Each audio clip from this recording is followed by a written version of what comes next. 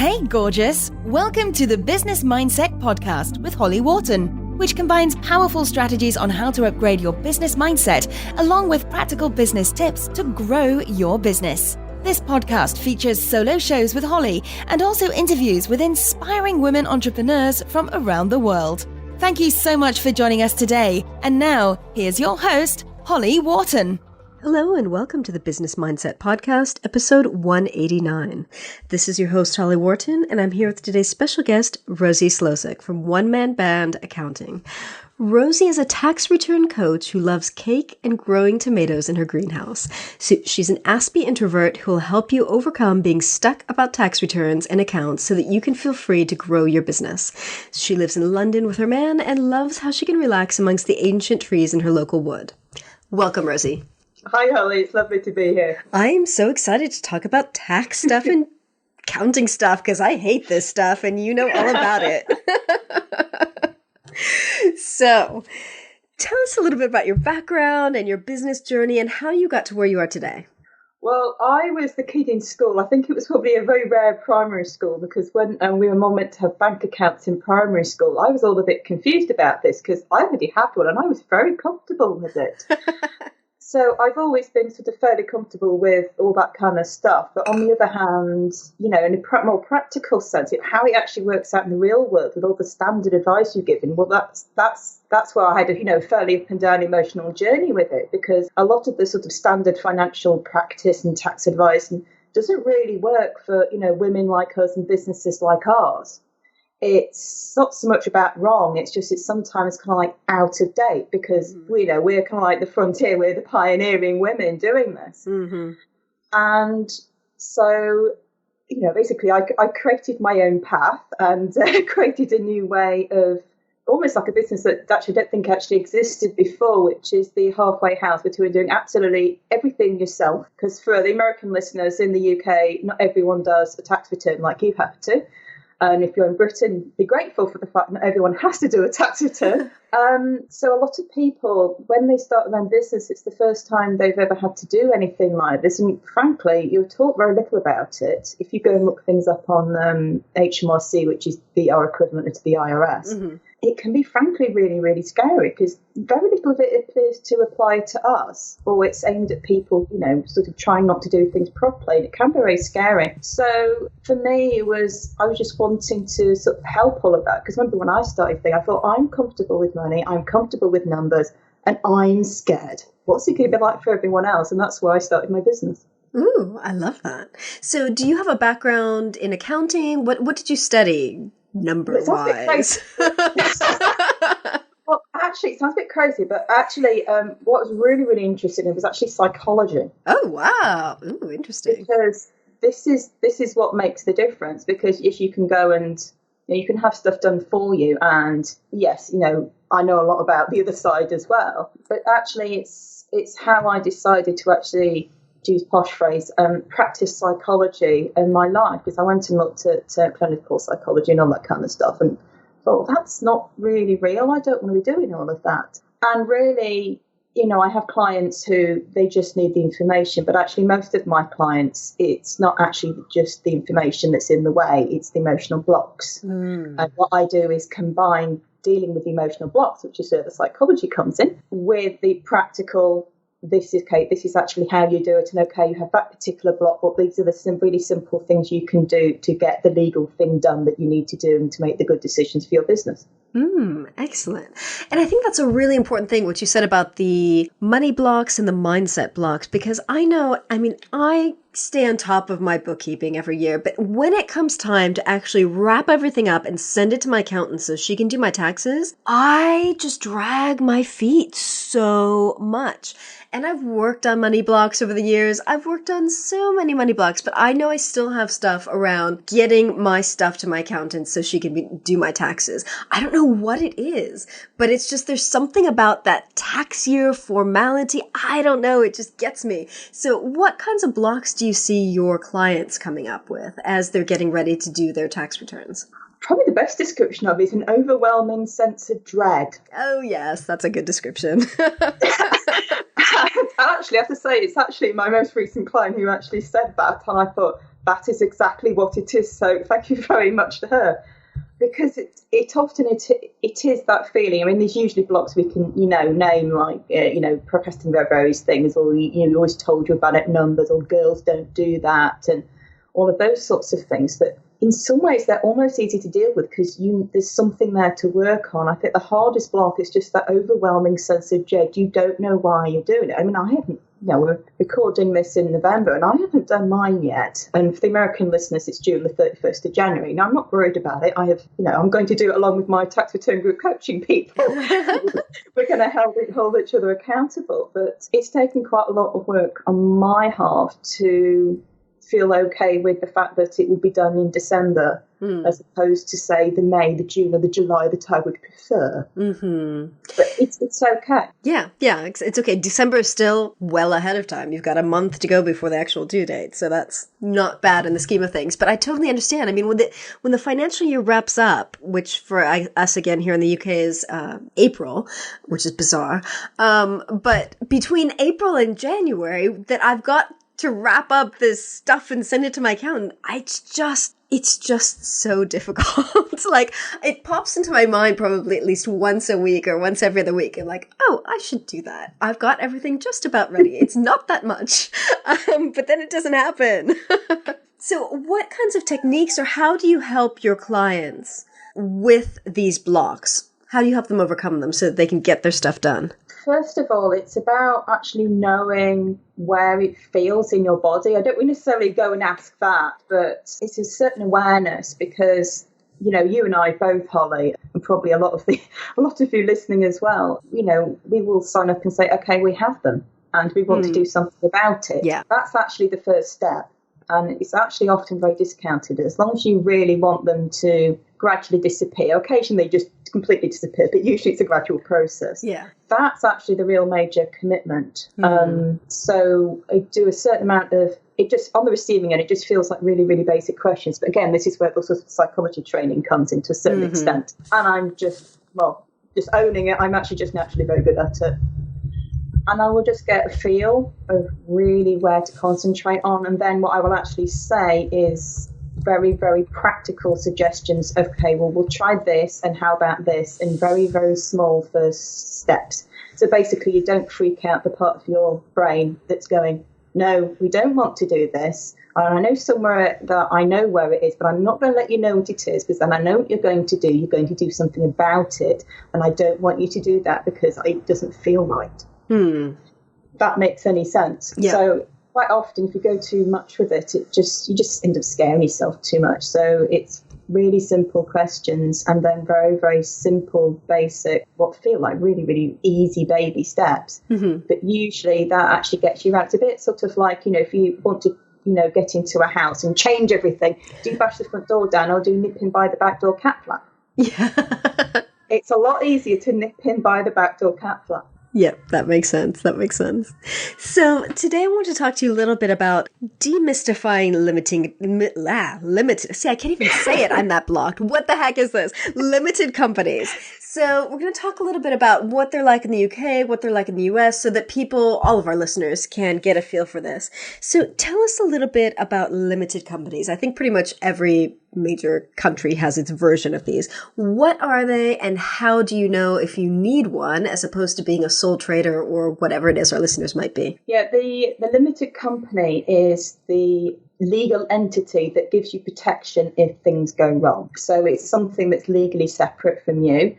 In the UK, the alternative is called a sole trader, which means that if worst case scenario, if you have a mortgage, you could lose your house. This is mostly because, there's some people can have 6-7 figure turnover businesses and they've never changed from sole trade, which is a bit weird. But a limited company, which is what it's called in the UK, and don't actually know what it's called in America. It's an LLC, limited liability company. Yeah, that's it. Yeah, LLC, yeah.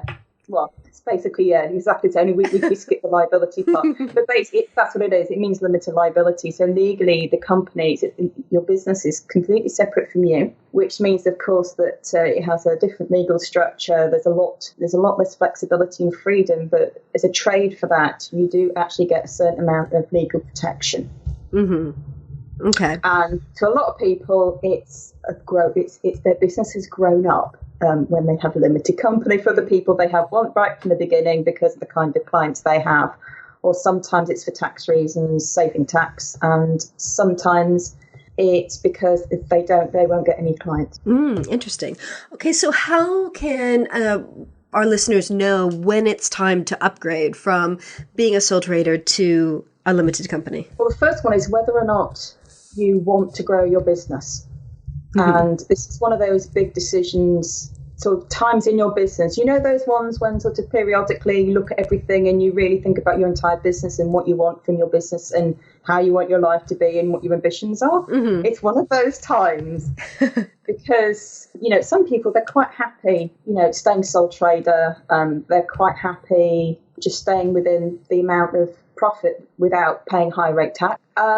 And that's okay. Other people go, no, actually, I really want to go big, or I want my business to be big enough that it is sensible being a limited company, or they want to change their clients. So they either need the protection of the limited company, or they want to change clients who require them to be a limited company. So, for example, corporate clients, most of the time, if you're not limited, then they won't hire you. If you want to be an app developer, you need a limited company, or they won't hire you. You can't be a developer and have an app on the App Store without being a limited company. Oh, really? Interesting. It doesn't mean you as a business can't have one, but for example, if you're developing apps, you can't be a client of Apple's without being a limited company, and that's fairly standard in the corporate world. Yeah, that makes sense. So you mentioned that there's some certain element of less flexibility and freedom with a limited company as opposed to being a sole trader. So can you tell us a little bit about that?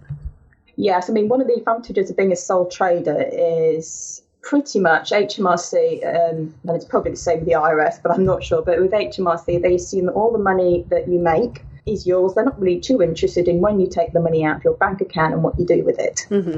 You can leave all the money in your business. You can take it all for personal reasons. You'll get taxed on it anyway.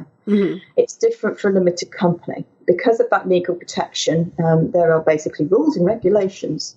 You're only allowed to take money out in 3 different ways, and they are regulated. And you'll get your wrist slapped, or get on the extremely naughty step, or get prosecuted if you don't do it right.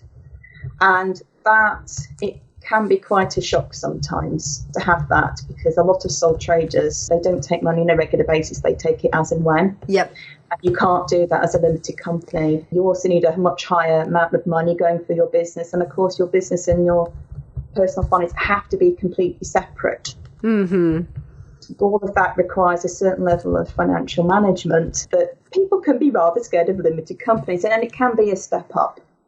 Yeah, it sounds like it's a real step up in terms of structure and organization. So you really need to think about paying yourself a salary rather than just grabbing money when you need it. Exactly.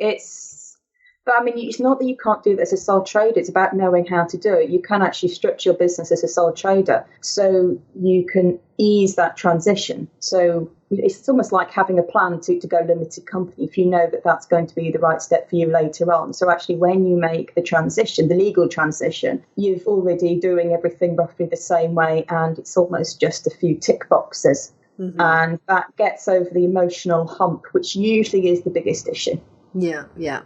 So how do people even learn how to make this upgrade? Because as you said, there's a lot more rules and regulations. You've got to know how to take the money out of the business.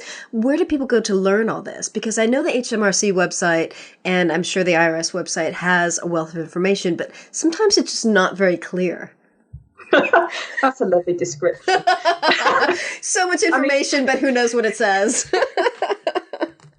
I mean, HMRC, at least, they do the best within the level of knowledge that they have about our businesses like ours. But as I discovered in the EU VAT campaign, that leaves rather a lot to be desired. And a lot of our businesses, we are pioneers. And sometimes we forget that. We are forging completely new territory, and a lot of the systems are completely behind. So a lot of the information they're learning out there doesn't fit, and a lot of the standard financial advice doesn't fit.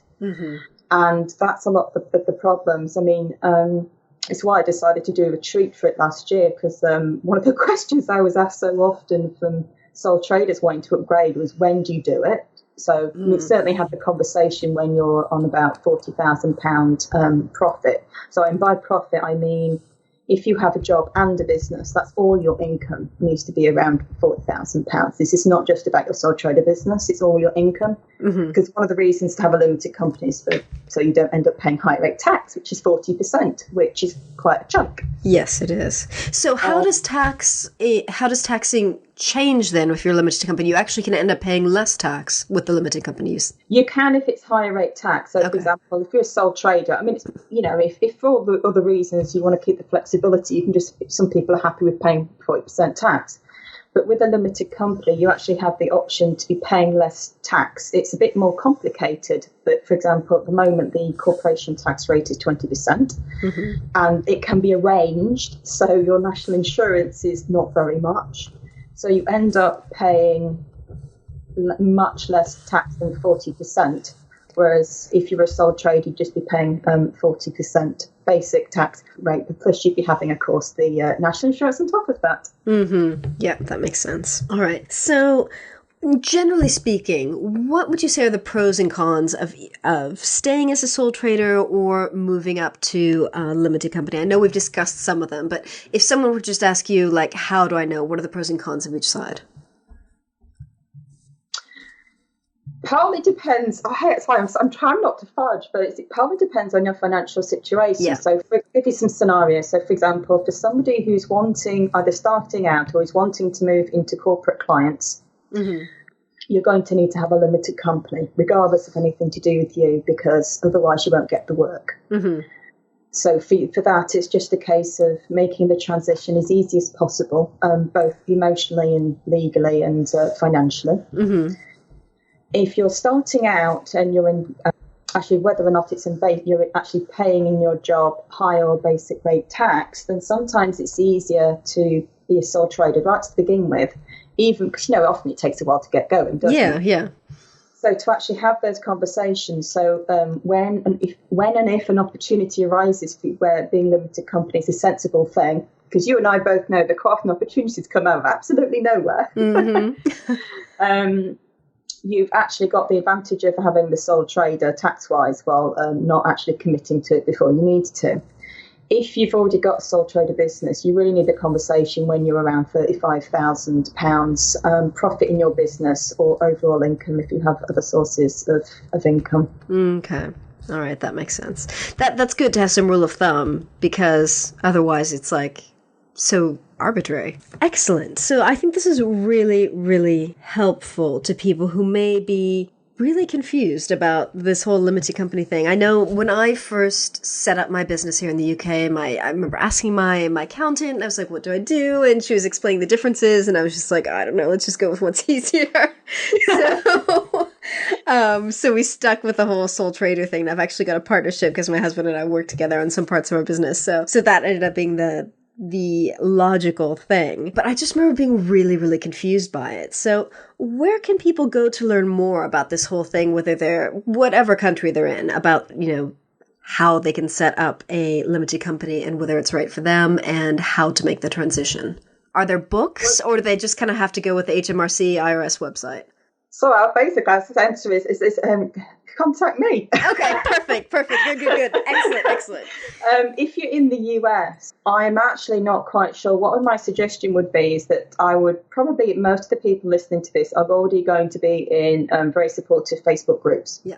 And that would be my first port of call, is to go into either, Facebook groups, your mastermind, that kind of place where businesses who have the same attitude to financials that you are. They're on businesses that are roughly the same kind of level that you're at, and people who are action takers and have the same kind of like preferences. So, for example, there are people who want to outsource everything and have absolutely no interest whatsoever in knowing the mechanics at all. And then they have people, for example, like, my clients and people on my retreats and masterminds where, to be honest, a lot of them actually have accountants doing everything for them, but they want to understand. Otherwise, they end up feeling disempowered, feel like they're basically outsourcing all emotional and financial responsibility, and they're not comfortable with that. And quite often there's only a certain level you can ask your accountant. Quite often you don't even know the questions to ask the accountant, so the accountant can help you.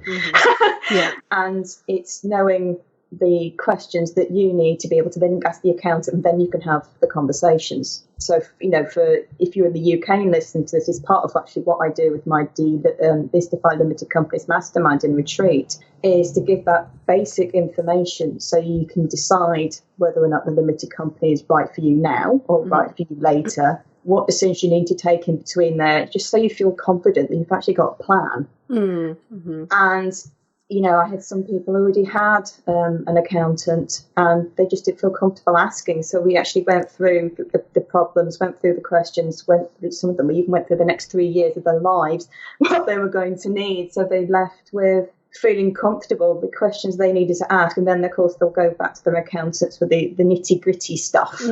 Excellent. So when is your next limited companies retreat? I know this is going to go live 6th of March. So what's coming up in terms of limited companies retreats? Yes, well, what I'm doing is we have the retreat, which is a gorgeous place in the Sussex countryside in April. So the accepting applications now for the mastermind, but we're starting off with the retreat. And what I found was just sometimes it's just the emotional block. That's like, I thought, what would I need? I thought, what I need is a really, really good, relaxing day out amongst nature where there's no lights and it's all quiet and it's natural daylight and there's lots of nature and trees and with very good food and really good cake. And I found this amazing day. It doesn't even have background music. It's amazing. And so that's why we do it. And we just gently go through all the basics. And then with the mastermind, it's actually putting that actually into practice. It's 6 months. And it's very very, very gentle, because the reason it's 6 months is because a lot of the action points, things like, go and talk to your accountant about reviewing your salary, go and talk to your accountant about why you're paid the dividend you are, go and talk to your IFA about, that's an independent financial advisor. And if you're in America, Jen Terrell is a great person for that. Yes. If you're in the UK, Leona Lira. And they can help you with just things like pensions, because things like that are involved with a limited company. That can be some of the advantages to it. There's a lot of really tax efficient ways of paying yourself once you to start earning a serious decent bunch of cash. And by that I mean sort of 40,000-50,000 pounds. There's a lot of very nice tax efficient ways of doing it, but again, all these things, they require conversations with partners and thinking, and time in coffee shops to with a notebook. Yeah. Which is why it's 6 months, basically. So you're not pressured to actually go and do that. Oh my God, I need to do it by next week. Yes, excellent. So in addition to your retreat and mastermind, what are some of the other ways that listeners can work with you? I know you do group coaching. You've got the 28-day self-care for your finances, which sounds interesting. Tell us a little bit more. Oh, you're informed. I haven't announced that one yet. I always research my guests. I take notes on you. No, that one's I also have a free self-care for your finances retreat. That one's based in a Facebook group. So if you can put the link to that one in, but that leads, I'm writing it now. You're very informed. The 28, it's going to be an email course, 28-day self-care for your finances challenge. Just tiny little bits, little action points every single day. And it's mostly actually just about taking the steps and getting momentum in a way that just really easy fits into your day and feels less like a thing. Because I always find that's one of the blocks that I have. You sign up to these things and it's like you want to do it. You're actually really committed, and somehow energetically it feels too much. Yeah. So it's sort of like tiny little things to actually get moving forward. But yes, there's going to be a mastermind for that one as well, but no one knows about that one either. All your secrets are coming out. So Rosie, do you have any women business mentors? Are there any women entrepreneurs who inspire you? Oh, let me think. I'd say probably the number one was somebody I found through the EU VAT Action campaign. which a group of us, just complete strangers, got together and suddenly found ourselves leading a global tax campaign. It was very strange. And one of my co-founders of that was Claire Yosa, which is CLAREJSA. Mm-hmm. And there's something about the way Claire puts information together that it works. It sounds really cool. It's a bit like sort of having a magic wand and being dusted with fairy dust. Cool. It's I don't know. There's something about her energy and the way she does it that she'll be talking about things and somewhere in your head you'll be going, yeah, I heard that before. And the next thing you know, it's changed and you're taking action on things that have been blocked for years. Love it. I can't tell you how she does it. I suppose that's why she's good. Good. I love it. Magic. So, Rosie, where can people find you online? Where are your favorite hangouts? Well, I used to be on Twitter a lot, but it's all got a little bit weird in the past year. So I'm mostly on Facebook now, and I'm a big fan of Instagram. Yes, me too. Excellent. Instagram and Facebook. Yeah, I think those are probably kind of the two places that I most hang out as well. Twitter, it kind of goes up and down. I mean, I've been on Twitter for like 9 years now, and I feel like it's changed so much over the last 9 years that I've been on it, but I'm just not as excited about it lately. Yes, I say, because I've been on it for, I think it was about 8 years, and it's just different. I don't know, we just sound like such ridiculously old farts, don't we? Things have changed. We don't like it anymore. They're just different. Yeah, it's just different, but it's just that because things have changed, it's just not so much of a good fit. But I know I like the relaxed vibe of Instagram. Yep. It's very good for you. I like sort of posting pictures of me with my hair all over the place in my local wood wearing no makeup. And that looks a bit strange on Twitter. Yeah. No, but it works on Instagram. Yeah, it does. I take a lot. I use Instagram more for personal stuff so people can get to know the non-business side of me. And yeah, I love it. I love it. Love Instagram. So also your website, where can people learn more about you? I know you do lots of great videos on your blog. Where can people find you on your website? It's onemanbandaccounting.co.uk. That's ONEMANBAND accounting.co.uk. And for the blog, it's /blog. Excellent. Great. Well, it was a pleasure having you on the show today. It's been absolutely brilliant, Holly. And I look forward to hearing more about your retreat and mastermind once you've got more information out there. So thank you very much. Thank you. And thank you for listening. And remember to visit hollywharton.com/189 for the show notes on this episode. Thank you. Thanks so much for listening to the Business Mindset Podcast with your host, Holly Wharton. You can find more information about today's episode, including links for topics that were discussed at hollywharton.com. And if you enjoyed this episode, please remember to head over to iTunes and leave a quick review of this podcast. It just takes a minute. Thank you.